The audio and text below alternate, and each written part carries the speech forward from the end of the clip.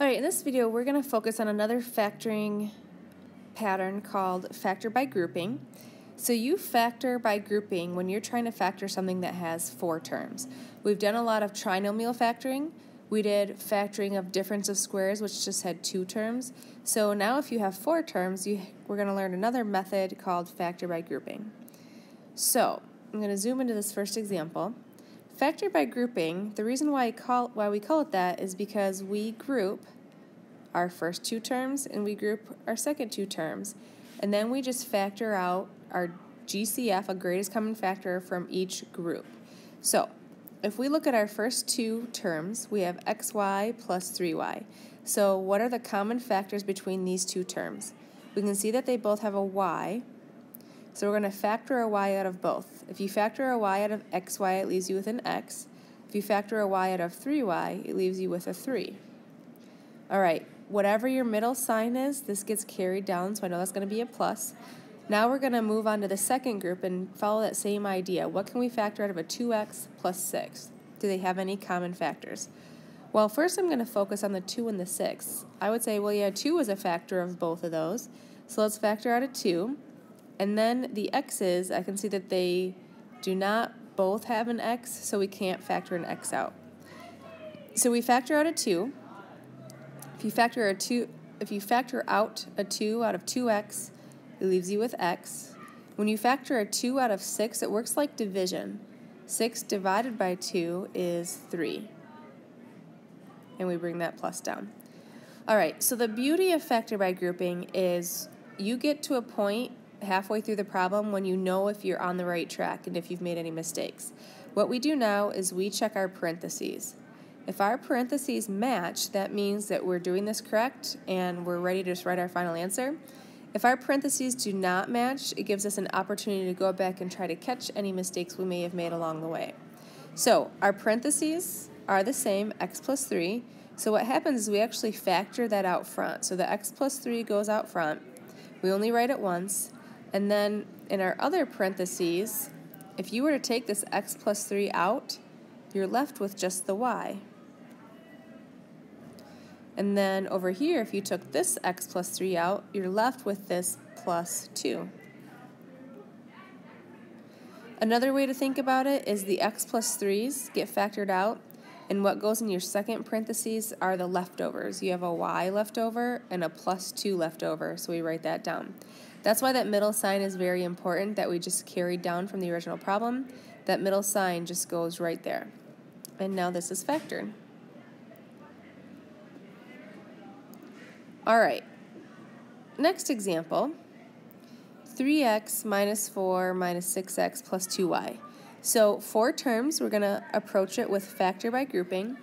First thing I notice is if I group these first 2 terms, they don't have any common factors. And if I group the second 2 terms, they don't have any common factors. So that doesn't actually help us out.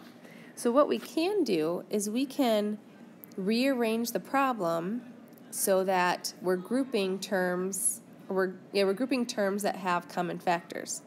So what I'm going to do is I'm going to get this negative 4, I'm going to put it at the end of the problem, and this 2y I'm going to put after that 3xy. So let's rewrite the problem. We have 3xy plus 2y minus a 6x, and that minus 4 goes on the end. Alright, now that we have it rearranged, we can do our factor by grouping. So we group the first 2 terms, group the second 2 terms. We're looking for any common factors between the first 2. There's a 3 and a 2, but no common factors there. This one has an x, but there's no x over here. But they both have a y. So we're going to factor a y out. And if you factor a y out of 3xy, it leaves you with 3x. Bring down your plus sign. If you factor a y out of the 2y, it leaves you with a 2. Alright. Remember what we said about that middle sign? That just comes down, so I know there's going to be a minus right there. And then 6x minus 4, what can we factor out of those? Well, you can factor a 2 out, and that's about it, because they don't have any x's in common. The biggest factor they have in common is that 2. So 6 divided by 2 gives us a 3, and then the x.